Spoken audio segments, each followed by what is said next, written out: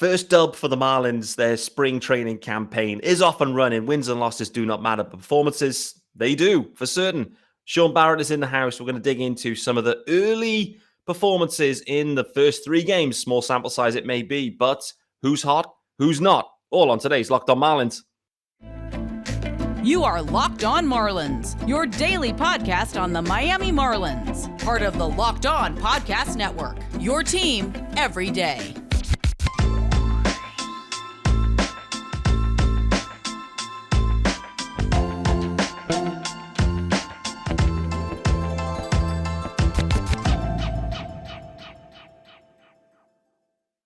Greetings from England and welcome to Locked On Marlins. This is your daily Marlins podcast. I'm your host, Peter Pratt. Hit me up on Twitter at Miami Marlins _UK. Hit subscribe to the pod. It is your team every day. There is a YouTube channel. Head over to there. Hit subscribe there. Also, you will see Sean Barrett is in the house, the UK GOAT. It is Monday, of course. Sean, how are we doing, brother? I'm doing well, Pete. We've officially got baseball games on the screen. It couldn't be a better time of the year. Yeah. As you said, got the first dub in there, so we don't need to talk about being 0-3. So that's always a good thing. Definitely is. Tonight's game, or this evening's game, this afternoon's game for the majority of listeners, because most people are based in the States that listen to this pod, caught me off guard. I didn't realize it was on TV. Only when I saw Fish Stripes talk about it, and they said, actually, no, the Astros broadcast are covering. I was like, amazing. Didn't even know. So that was a real nice bonus. I think a 6:05 p.m. UK-friendly extravaganza. And Jesus Luzardo going. We're going to dig into the action that we saw today and some of the reaction from the first couple of games shortly. Before that, though, Sean, there's 2 topic areas I wanted to get your take on. Firstly, I wanted to get your view on the pitch clock specifically. It's been an interesting and divisive topic. So I'm interested to get your fan viewing experience thus far. The other topic area, and we'll start here, is there's 2 bits, 2 arms specifically. Sixto Sanchez. There was a Sixto Sanchez sighting today. Jordan McPherson, I think, had the clip. Maybe Noah, maybe Danny Alvarez. Maybe it was all of them. I don't know. Maybe they're all just there watching Sixto. But Sixto was seen throwing a baseball today. The catcher, I don't think, had full gear on, so it wasn't full gas from Sixto. Nevertheless, though, mate, you know, Sixto has been a big topic in the past month or so as we've seen him turn up looking slim, looking good, looking athletic. Just how good is it now to finally actually see Sixto throwing some baseballs as well? You say it's been a big topic the last couple of weeks, months. It's been a big topic for the last couple of years, hasn't it? Yeah, it has. It's certainly dragged on. And for me, I hope this is the end of that saga. Obviously, the health of the shoulder is the main thing, but the fact that he's starting to ramp up now to full speed and there haven't been any setbacks as it stands. Obviously, the Marlins are going to take this super slow because anything that goes wrong now is going to, it's going to cause an issue, and we could be talking about this next spring without ever having seen him again. So, yeah, for me, it's a case of hoping that this saga's at its end now and we can just focus on seeing him pitching out of probably the bullpen, or getting some length down in AAA or AA, and then see where we are in June, July, because I'm tired. I'm tired of talking Sixto and not actually seeing him perform. And that's a shame because I was so excited. I was so infused when he first came up to the majors and the possibility and the potential that he had that's kind of soured for me now. But let's give him one final chance, eh? I think so. I think that's the problem, isn't it? It's just the way everything's kind of dragged on and the saga and kind of the way the Marlins were reporting it. It all just became a bit of a joke, to be honest with you, with this throwing from 22.5 feet and whatever. So finally just back on the building, looking good, having fun, throwing a baseball. Let's hope it's just a natural progression from this point, and we see Sixto throwing some live game action at some point in the relative near term with no major setbacks. Let's carry on to another storyline that has been trending along the last week or so, 2 weeks, let's say, surrounding the Marlins and a potential 6-man rotation. Maybe, maybe not. And I think maybe we're saying 6-man rotation primarily because it feels like, according to Craig Mish and his view and his sense, I think is the language he used, is that Braxton Garrett's going to make this team. And that's going to mean that 6 starters are going to make this roster. And Sandy, it won't impact Sandy. And so Sandy's going to be going every 5th day, as he absolutely should be. And maybe the Marlins will try to mix and match starts, give a few days off. Because I think the main thing we have to say about this rotation is there's not a lot of proven length in there in terms of innings. And so maybe this is the right approach, just kind of like 6-man rotation, but apart from Sandy, just to try and give them that length and, take the risk out of it, if you can put it that way. So what's your take on this? It sounds like it may be fluid, though, as well, where he may spend some time in the pen, may not. I can see where they're potentially going with it, but I also do think if they take Braxton out of, fully stretched out, then that leaves them a little bit exposed if things go wrong with 1 or 2 of the guys. And next thing is they're trying to, draft in Brian Hoeing to make a spot start out of nowhere. And yeah, for me, that's not an optimal situation in a team that will be looking to press on this year. Yeah, you're absolutely right. It's that case of having that 6-man rotation is all well and good, but you're still going to need a person that can give you some length out of the bullpen. So even though you're using your long man as a 6th starter, you're going to need another long man in the bullpen for those circumstances. Yeah. I think you're right in the sense that the Marlins haven't got a lot of proven length. You got Sandy. We know what we get from Sandy. I've spoken already about my concerns about the defense, the lack of the shift, and his ground ball profile. But I still have full faith that he'll be just what he was last year. Cueto, he's not going to give you 200 innings, and he is getting, it's another year on the arm, on the body. Yeah. And then with Luzardo, Cabrera, and Rogers, you've got 3 guys who are young, and they haven't completely proven that they can go 30 starts, 6 innings a start. So having that 6th man, give them an extra day rest, that will help them. And it will help the Marlins extend their innings through the year as well. If they're only going to go 160, 180, having them do that every 6th day means you're going to extend that through the season, which is always worth doing. Yeah, I can certainly see it from that point. I just feel it leaves them a touch exposed if something goes wrong with 1 or 2 of the guys relatively early. Like, Trevor tweaks, or like Luzardo last year, an elbow impingement or whatever. Next thing is he's out for months. But let's say it was supposed to be like a 2-3 week thing.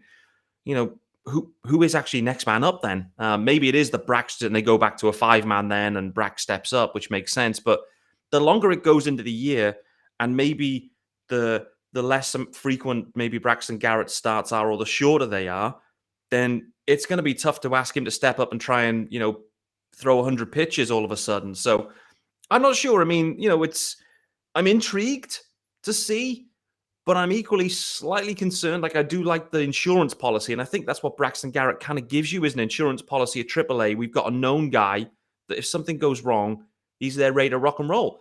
But as I mentioned on yesterday's show, for me, that kind of nods to the Marlins being pretty confident that Uri Perez, I think, has the ability to step up if they need him. I don't think they want him to, because when you have a potentially generational guy, you start to get into the control discussions. And so they'll play that carefully, of course. But yeah, I think it's an intriguing situation. And I think it does also feed into what I want to talk about as well today, in terms of what we've seen and some of the, early guys that have flashed, and maybe 1 or 2 that haven't. Before we talk about that, though, Sean, talk to me about this pitch clock. How's the viewing experience been for you? These games have been brief, fast. Are you okay with the pitch clock, or have you got any concerns about it for like real regular season games? I haven't got any concerns. The one thing that my major takeaway, which is probably strange and anti what the rule is the games are really short. Yeah. And it's not just, the half an hour shorter games. It's the process of the game. You look down, as we're all, ADD on our phones and doing this, that, and the other. You look at your phone, you refresh Twitter, you go through your feed, you put out a tweet, and all of a sudden it's the end of the inning, and you're like, I've missed everything. Yeah. So I think it's so really true. It's a completely different viewing experience. And I suppose that's kind of what they want. They want you to be engaged and have to focus on the game rather than, I like games when they're 3.5 hours long, and you have it on in the background during the evening. You're playing around with whatever, and once you get a couple of men on base, you're looking up, and that's kind of when you're watching 162 games or close to that through a season, you have to keep yourself engaged with other things. But now these games are happening so thick and fast. The action's so compact.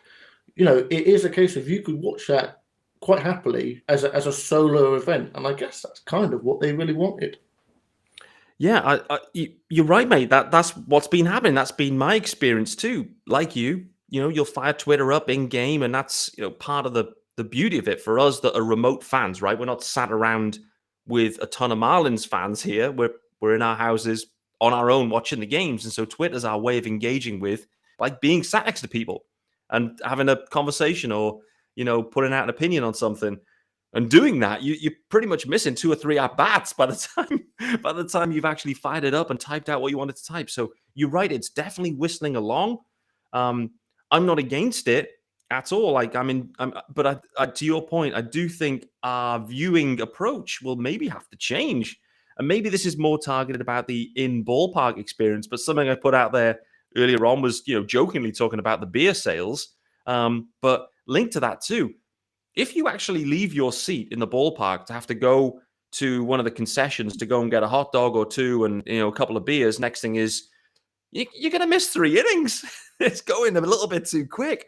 So it's going to be pressure on the clubs to have these concessions like fully manned. Like, they have to be up to scratch here because people in the ballpark are going to be missing a lot of action.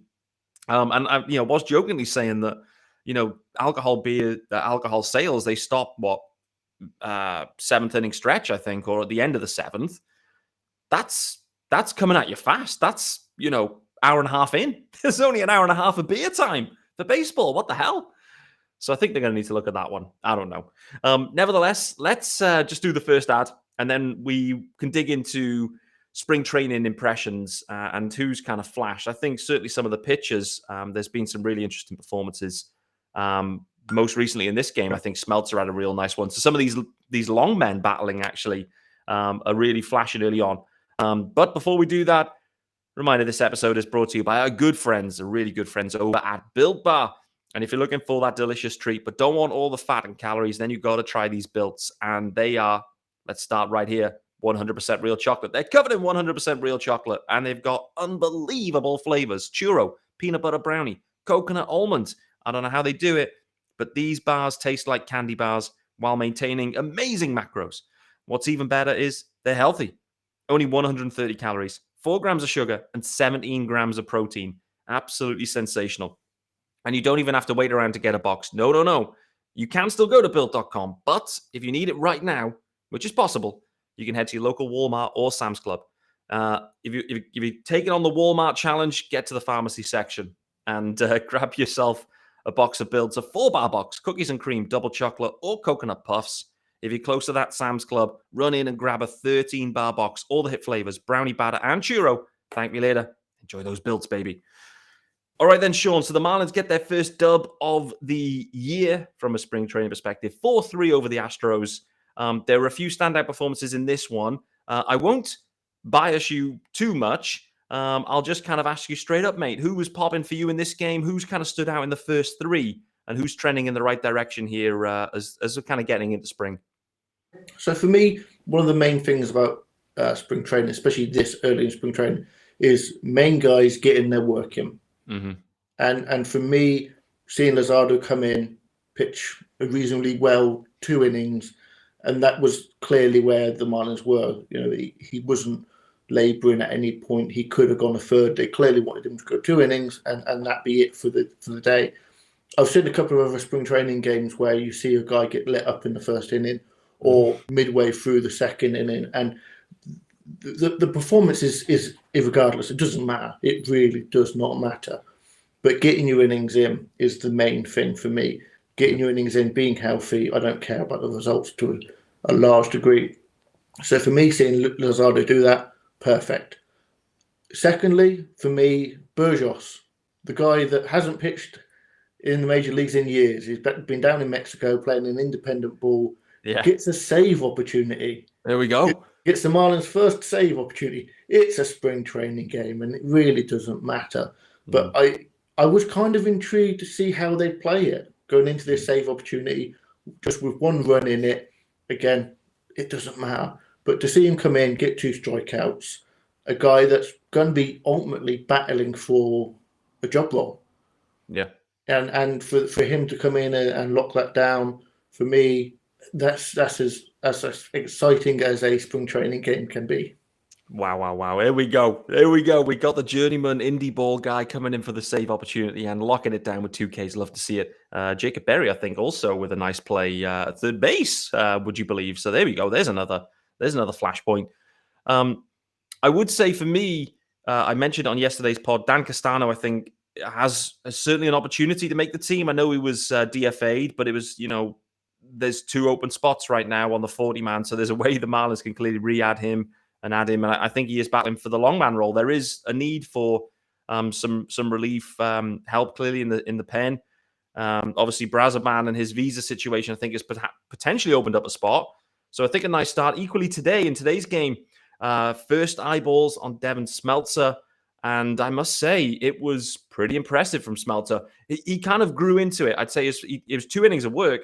But the first inning, I think there was a walk, potentially a leadoff walk. But as he got that second inning in particular, it was bang, bang, bang. I think he finished off with a strikeout of Jose Altuve. So, good finish for him. Terrible day for Altuve. 3 at-bats, 3 Ks. So not good for him. Altuve getting absolutely mowed down. But for me, some of these long men, very, very impressive start. We also had a debut from Matt Barnes. Gave up a home run, which I have no idea how it made it out, mate, to be honest with you. I mean, it looked like a routine fly, and next thing is, it somehow cleared the fences. But overall, Matt Barnes, my impression with him, and I'll get yours as well, it looked a touch erratic at times, I have to be honest. But the curveball definitely there, definitely plays. I think he might have struck out Jose Altuve as well, if I recall correctly. So Altuve get lit up. But Barnes, a touch erratic. Still plenty of, the curveball definitely plays, no doubt. But overall, like you said, mate, the pitching has probably been the highlight. It definitely has been the highlight because the last couple of days, the offense has not been amazing. But, Smeltzer, thoughts on him in this first outing? Yeah, I mean, again, he's one of those guys that's going to be fighting out that long man position. And if it is a case that we're going to go with that 6-man rotation, and with Brazaban, as you said, with his issues with his visa, there could be a situation where Castano and Smeltzer are battling it out for that role.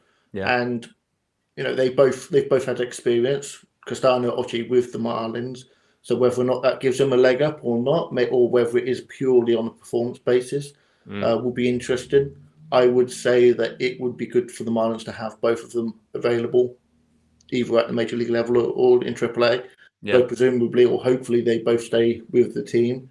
And there are jobs aplenty at the moment, or opportunity for these guys.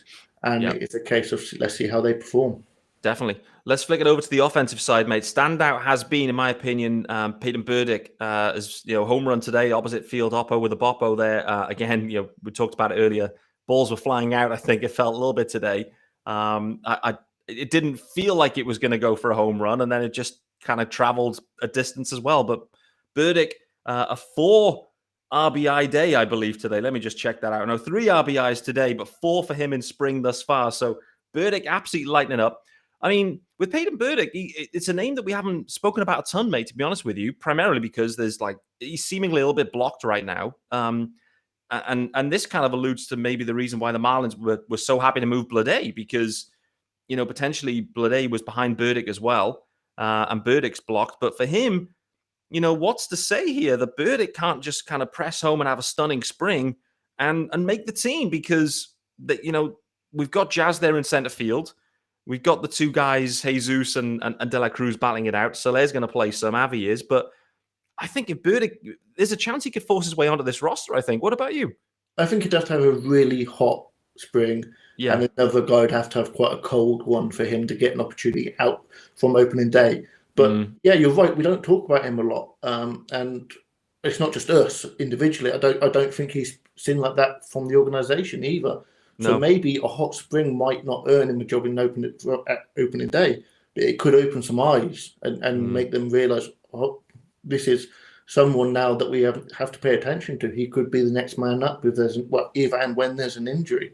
So he can earn himself opportunities by having a hot spring. And yeah, I mean, that home run, I mean, that's a warning track fly ball anywhere else, I think, at the major league level. But yeah, it's good to see him put a swing on it. You know, as you said, with Jose Altuve striking out 3 times, seeing quite a lot of ground balls to the middle infielders.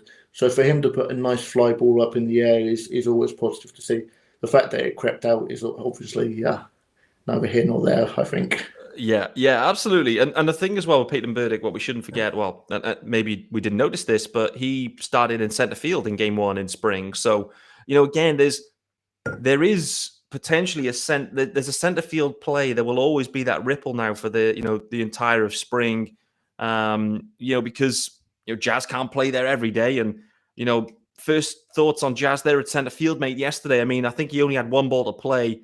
He came out after and said, "Listen, I didn't think I was ever getting there." It looked like it was a broken bat play in the end from Arenado. So one of those broken bat situations. Listen, you play center field yourself, mate, as well. I don't know how many broken bat situations there are, but I think it's probably one of those where it's off the bat, or initially it probably looks like he's hit it harder. Then he realizes it's broken bat, and the step was backwards. Probably should have been forwards. Well, definitely should have been forwards. The opportunity's lost, and then he's end up in defensive mode, I think, there, right? Letting the ball bounce and play it and get a good throw in. So, was I guess he was saying that he was trying to deke the runner, but overall, I think it was a misplay there for Jazz in center field, right? Yeah, I think so. To say that I play centre field at the level that I play at is significantly different. But it is a case of, or at least how I feel when I'm in the field, it is a case of I don't want to make a move until I know I can read the ball. Yeah. Because if I take a step back and I need to go forwards, I need to then take 2 steps to get to where I need to be. Yep. And so your first step, if you're not sure, should be no step. Yeah. And Jazz, as soon as the crack of the bat, he was moving backwards. Yeah. That, to me, you have to be a really, really experienced centre fielder or outfielder to know off the crack of the bat where that's going.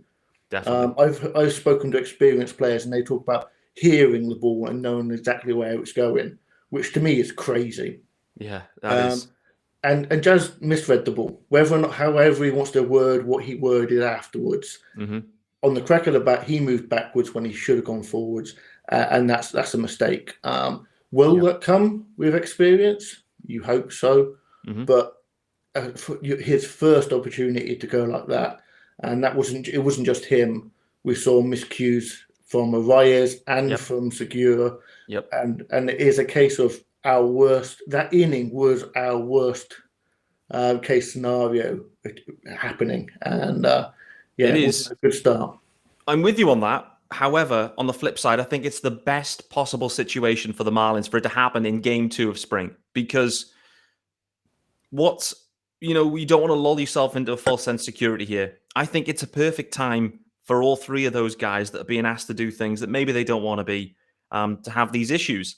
And for Jazz, there's a clear thing. There's something to work on straight away, and they can, it's just instinctive. That situation is, you hear it, his immediate reaction was backwards. And if listen, I've never played center field, but if that's what he shouldn't be doing, then he's got a great, he's got something on tape there where he's done something incorrectly, and it's about working on that to get better, because in a month's time, it's really going to matter. So I'm pleased that it's happening now. Ideally, it's all looking perfect and it's all looking sexy, and we're like, hey, this is amazing. Kim's pulled an absolute blinder. But the reality is we know there's going to be growing pains, and I want there to be growing pains early, so there's no one's in a false sense, and we're all clear on what the guys need to work on, and they'll continue to kind of press to get better. And it is what it is. So, game 2 of spring, first game out for those guys. The defense, it's going to be another wrinkle. It's going to be another storyline all through the year for the Marlins, particularly through these spring games. Anyway, Jazz in center field. It's one of the biggest storylines in Major League Baseball. And it's definitely the biggest storyline for the Marlins. So, yeah, overall, there's been, I think De La Cruz has had a nice start too. We talked about Burdick, but for De La Cruz, definitely had a nice start. Jesus Sanchez as well is, looking slightly more controlled, I would say, just about. And what you would say with Jesus Sanchez is like it's clear, like the difference in the shift is very obvious, I would say. And you do kind of look at that and think, you can see these lefty pull guys just getting a ton more hits. Like you can just see it that it's going to be happening. And I think in yesterday's game with the Cardinals, there was just like hits flying everywhere. I think 16 hits for the Cardinals. Not to say it was all shift related, mate, but you can just see it. There's just going to be more action, more hits in the game, and it's about putting the ball in play. So on the flip side with the defense, I do think the Marlins and Kim, I think they have gone down a pathway which could lead to some success this year because balls in play, traffic on the bases, I think there's, a decent way that's going to accumulate some runs this year. What about you? Yeah, I mean, it is a case of the Marlins had to do something with the offense. They couldn't continue with the way that the lineup was set, and they've made a clear improvement in the offense at the cost of some defense. The defense, I think, once it all pans out, and as you said, first couple of days in spring, just you can't make a read on that so early. They will get better. So, the team is going to be offensively better. There'll be a few miscues through the season defensively, I think. We're not going to see, we kind of got used to seeing Rojas at shortstop. BA at third base was a fantastic third baseman for years. Yep. I don't think we're going to see that level of defense even after 6 months of experience from these guys. But the offense, if it's there, will carry the team further, especially with the pitching. We know the pitching's there, and it is a case of this team should perform far better than the teams we've seen for a while. Yeah, agreed. We've been lulled into a false sense of security. Like our eyeballs have adjusted to Miguel Rojas and Brian Anderson of the earlier part of his Marlins career in particular. Like elite stuff there, and it's just not what we're going to see anymore. And it's just about how much of an impact that has in terms of wins and losses. And and there's going to be times when there's going to be a misplay and it's going to be a big one. It's going to lead to a loss, and so we're going to like last year point into things. Well, the blown saves. In the early part of the year, it's going to be, is there an error or there's a big field in play that effectively becomes a blown save? So that's going to be the really interesting storyline here, I think. But overall as well, one guy I wanted to quickly call out that was in today's game, but Nick Fortes, I would say, in the batter's box was looking really nice. I thought, he only had a single and a walk, but his at-bats looked good. He looked strong. For me, Nick Fortes has got every opportunity to have a real nice year this year, I think. We saw plenty of flashes of it last year. It's really early in spring, clearly. But for me, Nick Fortes, the swing looks nice.